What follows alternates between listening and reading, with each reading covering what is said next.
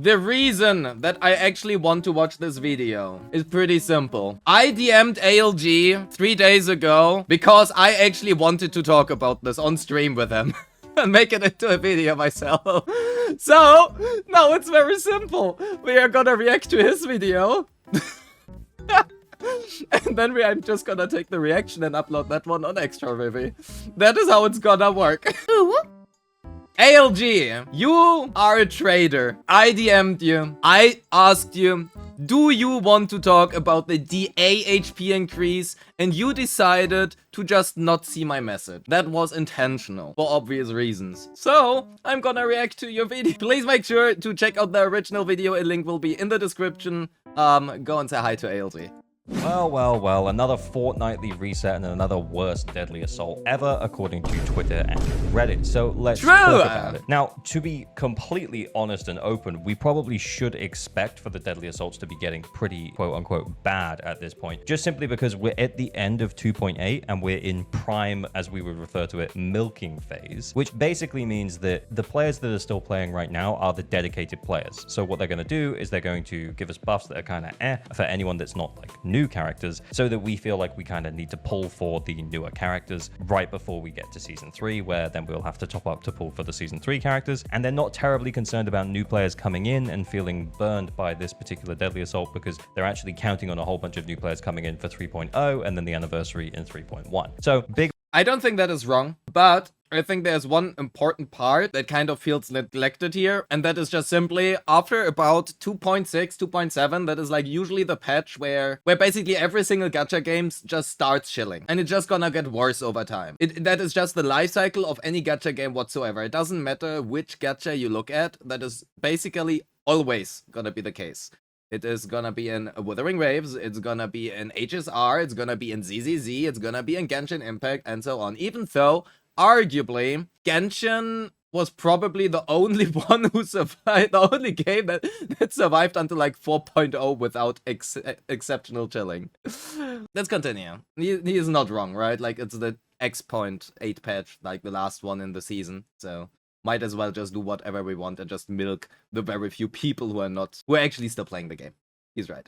Marketing push coming soon, and expected HP decreases in Deadly Assault, Shield Defense, so on and so forth. Endgame mode's probably going to get a little bit easier around 3.1, 3.2, not necessarily in 3.0, because they'll still only expect the older players to be playing and trying to clear endgame content at that point. Okay, so let's talk about HP inflation though. So the HP inflation isn't always necessarily the best way to look at these situations, just because it doesn't always apply to every enemy. From 179.1 million in 2.6.1 up to 223.8 million now in 2.8.2. Yeah, that's around a 22% increase. And since the start of 2.6, we've had Nangong, we've had Arya, and we've had Primea added. So it kind of makes sense that his HP has gone up, and I think they've pushed it up quite a bit more, just specifically so that it makes characters that aren't necessarily designed for Butcher feel a lot worse. And the characters that aren't necessarily designed for Butcher are basically anyone other than Miyabi and Primea. It also, like, Primea is still on banner right now, as Butcher is in DA and has huge HP. And it might very well push it a couple of extra people to pull. That's the reason why they've done it in this way. Now, Thrall and Vesper's increases are much more,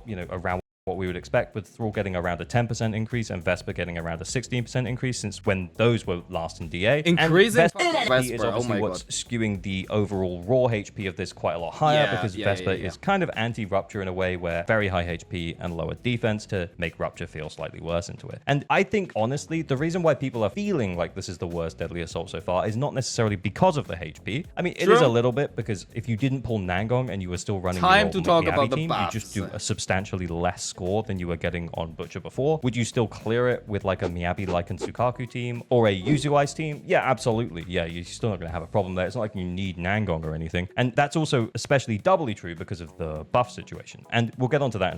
In my opinion, I would assume ignorance rather than evilness in this case, like they aren't sure how to balance the power creep. No. If there is one thing Hoyo is really good at, then it is balancing.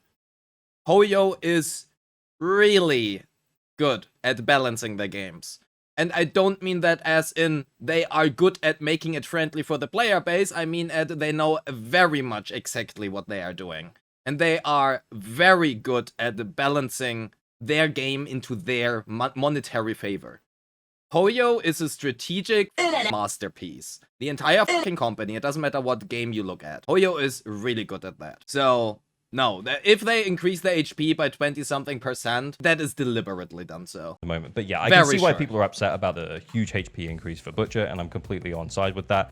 But I think the reason why people are upset overall is that because this Deadly Assault doesn't really have a proper buff for Vesper, and it's kind of seemingly shilling specifically a Void Hunter from 1.4, Promea, and Silly. So the two new characters and the most popular character we've ever had, but that leaves us without a buff for Vesper, as we've discussed. So let's run through the buffs and talk about it's not why just that Vesper.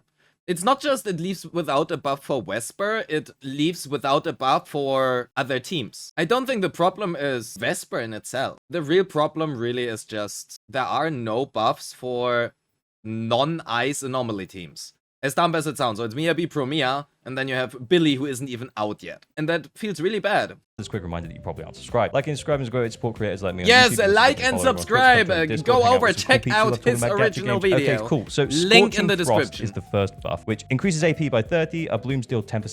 The buff is really small. Like, it's 30 AP, 10% a bloom damage, which is like the same as attribute damage bonus, except that it's only for blooms. And then like an ice buff, which is really good. Like, this ice buff is really good. But that also only applies to Promea, so it doesn't matter. 10 extra damage, and after inflicting a bloom, enemy ice res drops by 25%. Agents then deal 30% ice damage bonus for 15 seconds. Repeat triggers reset the duration, blah, blah, blah, blah, blah. Okay, so this buff is mostly for Promea, but the way that it's written, I actually don't mind the way that it's written. I think it's written in a pretty chill way, which means that if you run, for example, Miyabi, you can still get the benefit of the ice res and the ice damage bonus by someone blooming. It doesn't have to be Miyabi, and I actually think that that's pretty chill. What's really confusing is the fact that they put a separate Miyabi buff in, and we'll get onto that in just a moment. But I think this particular buff is written in a way that's actually pretty chill because it's both from Promea and Miyabi can also make use of it as long as you run her with someone who blooms, like Vivian or Nangong or Burn.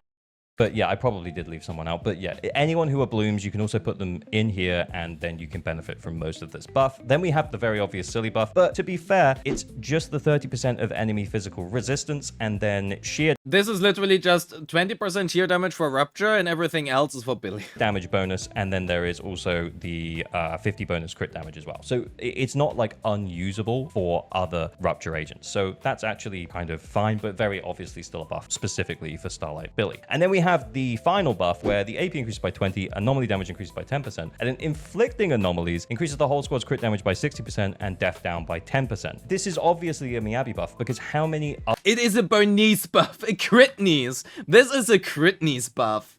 Hell yeah. 60% and death down by 10%. This is obviously a Miyabi buff because how many other anomaly agents also want to build with crit damage? And yes, just to be clear, Jane's crits that she do not apply here because Assault doesn't crit normally. So it would have to be an actual crit damage anomaly agent, of which... Crit damage anomaly agent? Huh? Who is that? Only Miyabi? No! Critnies! ALG forgot about Critnies. Blade, but you know, you could make the argument occasionally for the Scorching Frost, but we did some testing on stream. Yeah, it does look like the buff that Miyabi's going to prefer most of the time is going to be the Singular Blade, and it just seems so oddly confusing because we're getting two buffs here for Butcher, seemingly, for either Promea or Miyabi. And if you have neither of those agents, by the way, it's very much an uphill battle. And as much as, yes, you can still clear Butcher, it's not going to be a comfortable situation. And then we have the Rupture buff for Thrall. Yeah, that kind of makes sense. And then we have Vesper, who is an anomaly boss who antis the Rupture, so you don't really want to run Yishuan into it unless you... No, you can run Yishuan into it, that works. Absolutely had to. It will work, ultimately, but it's getting less and less comfortable with the amount of HP she's got, but yeah. She still can 40k, it's fine. You can run Yishuan into it, but it's not necessarily designed for Yishuan. And then the two buffs that we have are for Ice and then Miyabi. And it's an ice-resistant anomaly boss. Go figure. Anyway, I guess what I'm saying is I think the reason that it feels so bad is that it feels like we've got two buffs for one boss, giving us literally just two options of characters to use. And as well as the fact that Miyabi is getting two different I was kind of complimenting the fact that Scorching Frost exists and Miyabi can make the most use out of that, which is awesome. But on the other side of things, Singular Blade is also here, and that's clearly for Miyabi. It doesn't really make sense as to why they've given us both of these buffs when you're not going to really want to use either of them into Vesper. But ultimately, you're probably going to end up doing so. And I think what they're counting on is a lot of players just forcing whatever they have into Vesper, either that being a Rupture Agent like Yixuan, or just pushing through it with something like Ye Shunguang with a more premium team. Because remember, we did get Zhao for free, and then if you add Dylan in, it still becomes like a pretty free clear. So is this the worst Deadly Assault ever? In terms of HP, yes. In terms of buffs, yeah, it's pretty bad. In addition to this, when we have no attacker buff, it also kind of devalues the idea of pulling those characters. We recently had Seed and Sisia rerun, and obviously Ye Shunguang is our most recent Void Hunter, and not giving us a that is something that I actually would like to talk about. Sisia got over so hard. It is very, very sad. Like, actually very, very sad. Girl is not even 3 weeks old, and she already has no buffs. Usually, you have, like, a buff for, like, 6 weeks. She literally doesn't have a boss right now. She has no buff. She literally doesn't do anything. She just does not exist. That is, diabolically sad. Like, actually really sad. For us to force into Vesper or, you know, use into Thrall is kind of just a kick in the teeth a little bit to those players as well. And honestly, it sucks. And last DA, we had no Rupture buff as well. Look, I don't mean that we need to have a buff for each specific agent type in each specific DA, but I guess what I am saying is that it would be nice to have a little bit more flexibility instead of 2 buffs that are essentially doing kind of the same thing. Miyabi didn't need a second buff. What is even this about? We're at the end of 2.8 at this point, and I think for me, I was kind of expecting this. That is actually something that I think is interesting to talk about. Why? Again, this is not like a random intern randomly rolling the buffs by rolling a d20 and looking whatever kind of buffs they are pulling, right? That is not the case. Why did they deliberately design a buff for Miyabi? Are you sure? No. But I surely hope they don't. There are 2 reasons for that. First of all is actually what Mars is saying, right? Because of the skin. So, that is like the first thing, right? We do have the new Miyabi skin. They want to sell that. So, what do? Well, release a new buff so that they can sell this. But I think there's a second reason. This Mibibi buff here on the right is just better for her than this one is. Even though this is really good, right? But for most players, this is gonna be better. Because of that, they don't... And that is just my personal opinion, right? Maybe I'm wrong. But I think that a lot of Miyabi... Like, Miyabi is still one of the most well-liked units in the game.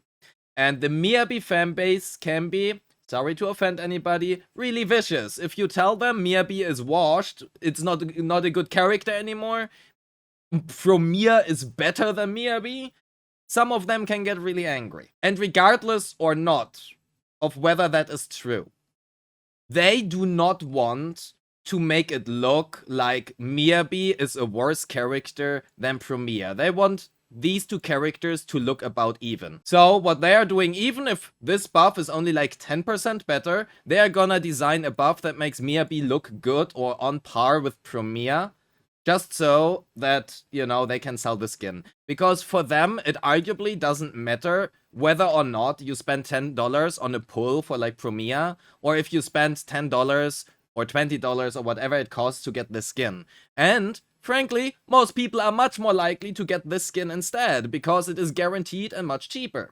So they are banking on, hey, let's give up some Promia pulls in exchange for more Miyabi skin sales. That is my take on it. Maybe I'm wrong. Who knows? I'm not working for Hoyo. Expecting us to come in and feel like this feels a lot worse. If we look at the way that things are going to be trending over the next few patches, you can see that we're going to be going down quite a bit in the endgame modes. But as we're onboarding those new players, we would probably expect there to be a lead time of probably 2 patches or so before they're going to even be attempting endgame content. So if we are bringing them in from 3.0, then we would expect to see things get a little bit easier around 3.2. Really, until then, we're still going to be in what we'll refer to as the milking phase. But anyway, it's super hot here in the UK, and I'm sorry for the low cortisol video, but British houses are not made for heat, and I'm gonna go die now. Bye. Twitch, YouTube frogs, please go over to ALG and subscribe, because otherwise... And I'm gonna go die now. Bye. We want to prevent that, right? Move over.